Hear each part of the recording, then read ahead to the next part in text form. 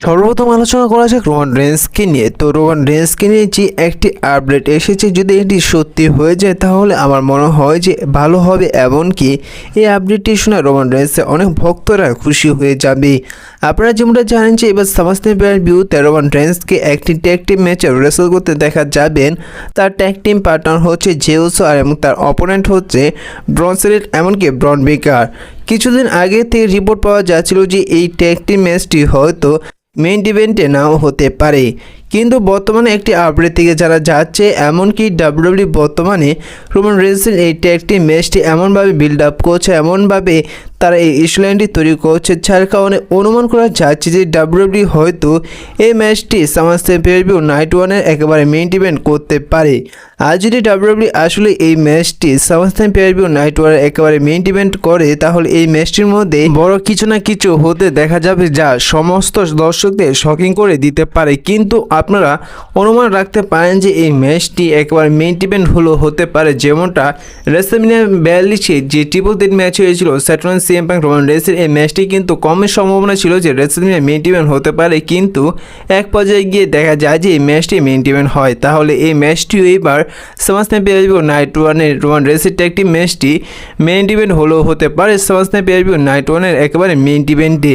এমনকি গুন্থার এবং সিএম পাঙ্কের যে ম্যাচটি রয়েছে সেই ম্যাচটি মেইন ইভেন্ট করতে নাও দেখা যেতে পারে। আর এই ম্যাচটির মধ্যেও ডাব্লিউডাব্লিউ কোনো না কোনো শকিং কিছু করতে চলেছেন, কিন্তু বিশেষ করে সবচেয়ে বড় সারপ্রাইজ এবং বড় ধামাকা করতে পারে রোমান রেন্সের সেই ট্যাগ টিম ম্যাচটির মধ্যে এবার সামাসনে ভিউতে। তো আপনাদের কি মনে হয়, রোমান রেন্সের এই ট্যাগ টিম ম্যাচটি কি সামাসনে ভিউ নাইট ওয়ানের মেইন ইভেন্ট করবে নাকি করবে না, অবশ্যই কমেন্ট করে জানিয়ে দিবেন।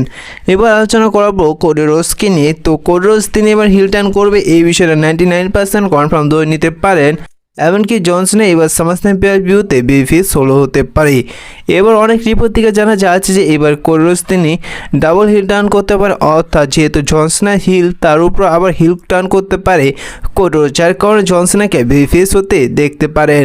এবার স্ম্যাকডাউনে জন সিনা যে প্রোমো কার্ডটি করেছেন সেই প্রোমো কার্ডের উপর বিশেষ করে ভিত্তি করে সবাই বলছে যে এবার জন সিনা বেবিফেস হতে পারেন এবং কোডি রোডস হিল টার্ন করতে পারে। দেখুন এই জায়গায় জন সিনা কিন্তু স্ম্যাকডাউনে বলেছে তিনি সেই জন সিনাকে ফেস করতে যায় যে জন সিনার মধ্যে রেসেল রয়্যালিটি ছিল, দর্শকদের ভালোবাসত, এমনকি কখনো ম্যাচ ছেড়ে পালাতো না। তিনি সেই জন সিনাকেই ফেস করতে যায় সামাসনে ভিউতে। আর এই দ্বারা কিছুটা বোঝা যায় যে জন সিনা তিনি বেবিফেস হতে পারে সামাসনে ভিউতে, অপরদিকে কোডি রোডস তিনি বেবিফেস থেকে হিল টার্ন করতে পারে।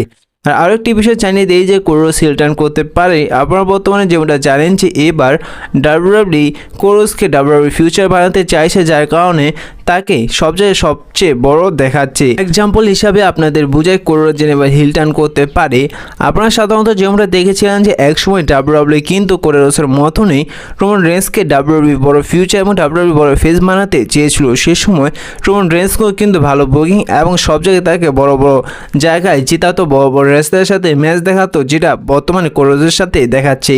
কিন্তু সেই সময় রোমান রেন্সকে যে বড় রেসলার বানাতে চাইছিল, যেভাবে ডাব্লিউডাব্লিউ ফিউচার বানাতে চাইছিল, সে সময় কিন্তু রোমান রেন্সকে বেফেস রেখে তা বানাতে পারছিল না। কিন্তু এক পর্যায়ে গিয়ে দেখা গেল যে যখন রোমান রেন্সকে ডাব্লিউডাব্লিউ হিল টার্ন করালো, তারপর থেকে রোমান রেন্সের যে অ্যাটিটিউড এরা দেখা গেল রোমান রেন্স হিল টার্ন করার পর সেটা ডাব্লিউডাব্লিউ দেখেছে, এবং যে রোমান রেন্সকে তারা দেখতে চেয়েছিল অবশেষে রোমান রেন্সকে কিন্তু হিল টার্ন করার পর ডাব্লিউডাব্লিউতে সে রোমান রেন্সকে দেখতে পেয়েছে। এবং সে সময় কিন্তু রোমান রেন্সের এক পর্যায়ে ডাব্লিউডাব্লিউ ফিউচার হয়ে গিয়েছিল, এমনকি সে সময় ডাব্লিউডাব্লিউ কোম্পানিটি কিন্তু বাঁচিয়েছিল রোমান রেন্স, যার কারণে এইবার সামাসনে ভিউতে কোডি রোডস হিল টার্ন করতে পারে, যেভাবে সামাসনে ভিউতে রোমান রেন্স হিল টার্ন করেছিল। যার কারণে এবার কোডি রোডস যদি ডাব্লিউডাব্লিউ ফিউচার আসলে ডাব্লিউডাব্লিউ বানাতে চায় কোডি রোডসকে, যার কারণে এবার সামাসনে ভিউতে কোডি রোডসকে হিল টার্ন করাতে পারে ডাব্লিউডাব্লিউ, যার কারণে সে থেকে জন সিনাকে ফেস হতে দেখা যেতে পারে, আর অপরদিকে কোডি রোডসকে হিল টার্ন করতে দেখা যেতে পারে। তো এই বিষয়ে আপনাদের কি মনে হয় অবশ্যই কমেন্ট করে জানিয়ে দিবেন। এবার আলোচনা করা যাক ট্রিপল মেনিয়াকে নিয়ে। তো এবার ট্রিপল মেনিয়াতে সে জায়গায় একটি ট্রিপল ওয়ার্ল্ড হেভিওয়েট চ্যাম্পিয়নশিপের একটি ম্যাচ দেখা যাবে। সে জায়গায় ডাব্লিউডাব্লিউ দুই সুপারস্টারকে দেখা যাবে ডমিনিক মিস্টেরিওকে, আলগান্দে আমেরিকান মেডকে, এমনকি দেখা যাবে ট্রিপল এ কোম্পানি দুই রেসলারকে ওয়ার্ল্ড টাইটেলের জন্য দেখার বিষয়। সে জায়গায় সেই ম্যাচটির মধ্যে কে জিতে। এবার আলোচনা করা যায় কেরিয়ান ক্রস এবং স্যামি জিনকে নিয়ে। তো ডাব্লিউডাব্লিউ কালকে স্ম্যাকডাউনে কেরিয়ান ক্রস এবং স্যামি জিন ম্যাচটি অফিসিয়ালিভাবে কনফার্ম করে দিয়েছে এবার সামাসনে ভিউর জন্য। কিন্তু ডাব্লিউডাব্লিউ এই ম্যাচটি নিয়ে কী করতে চায় আছে তারা ভালোই করে জানেন।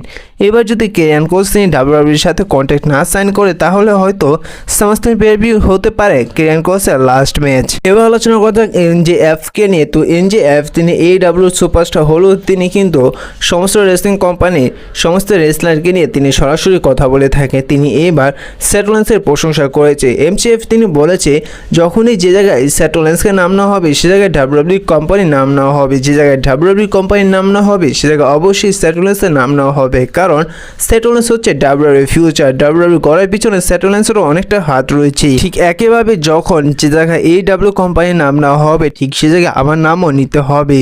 তো এইভাবে এক পর্যায়ে সেট রোলিন্সের প্রশংসা করলো এমজেএফ। এবার আলোচনা করা যাক সাশা ব্যাঙ্ককে নিয়ে এমনকি রোমান রেন্সকে নিয়ে।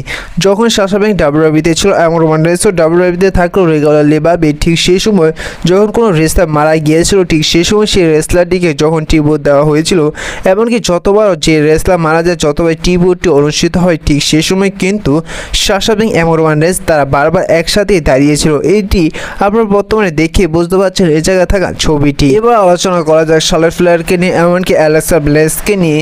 তো এবার কনফার্ম ধরে নিতে পারেন যে সামারস্ল্যাম পে-পার-ভিউতে এই দুই রেসলার এবার নিউ ট্যাগ টিম হতে চলেছেন, কারণ বর্তমানে শার্লট ফ্লেয়ার এবং অ্যালেক্সা ব্লেসের এই ট্যাগ টিমের জুটি বর্তমানে সমস্ত দর্শকরা পছন্দ করছে, যার কারণে ডাব্লিউডাব্লিউ এই ট্যাগ টিমটি আরও সামনে এগিয়ে নিতে পারে, যার কারণে এইবার সামারস্ল্যাম পে-পার-ভিউতে দেখা যেতে পারে নতুন তাদের ওমেন্স ট্যাগ টিম চ্যাম্পিয়ন হতে। এবার আলোচনা করা যায় সামারস্ল্যাম পে-পার-ভিউটি নিয়ে। তো ডাব্লিউডাব্লিউ এবার তার অফিসিয়ালিভাবে কনফার্ম করে দিয়েছে যে এবার সামারস্ল্যাম পে-পার-ভিউ নাইট 1-এ কোন কোন ম্যাচ হবে, এমনকি নাইট 2-এ কোন কোন ম্যাচ হবে তা বর্তমানে আপনারা সেই লিস্ট দেখতে পাচ্ছেন। আর সামারস্ল্যাম পে-পার-ভিউর জন্য কোনো ম্যাচই কনফার্ম হবে না, এই জায়গায় যা ম্যাচ হয়েছে এই পর্যন্তই ম্যাচ থাকবে। এবার আলোচনা করা যাক শিল্ড টিমের তিন ভাইকে নিয়ে, সেট রোলিন্সকে নিয়ে, রোমান রেন্সকে নিয়ে, এমনকি ডিন অ্যামব্রোসকে নিয়ে। তো এক রিপোর্ট থেকে দেখা গিয়েছে যে সে জায়গায় বলেছে যখন এই তিনও ভাইকে হল অফ ফেমে যুক্ত করা হবে একসাথে, যদি যুক্ত করা হয় এবার হল অফ ফেমে ডাব্লিউডাব্লিউ একসাথে, তাহলে এদের ফেস সে সময় কেমন হতে পারে এবং তাদের বয়স কেমন হতে পারে সেটি তুলে ধরেছে। এবার আলোচনা করা যাক সিএম পাঙ্ক এমন করে রোজকে নিয়ে। তো চ্যাটজিটিপিকে জিজ্ঞাসা করা হয়েছিল এবার রেসলম্যানিয়াতে 42-এ আনডিসপিউটেড ইউনিভার্সাল চ্যাম্পিয়নশিপের ম্যাচটি কার কার সাথে হতে পারে, সেটা চ্যাটজিটিপি দেখিয়েছে কোরোস এবং সিএম পাঙ্কের মধ্যে আনডিসপিউটেড ইউনিভার্সাল চ্যাম্পিয়নশিপের জন্য ম্যাচ হতে পারে এবার রেসলম্যানিয়া 42-এ। তো এই বিষয়ে আপনাদের কি মনে হয় অবশ্যই কমেন্ট করে জানিয়ে দিবেন। আর এই ভিডিওটা এ পর্যন্তই ছিল, দেখা হচ্ছে পরবর্তী ভিডিওতে নতুন কোনো আপডেট নিয়ে। ভিডিওটি ভালো লাগলে অবশ্যই লাইক করে দিবেন। ছোট রেসলিং চ্যানেল নতুন হয়ে থাকলে চ্যানেলটি সাবস্ক্রাইব করে দিবেন।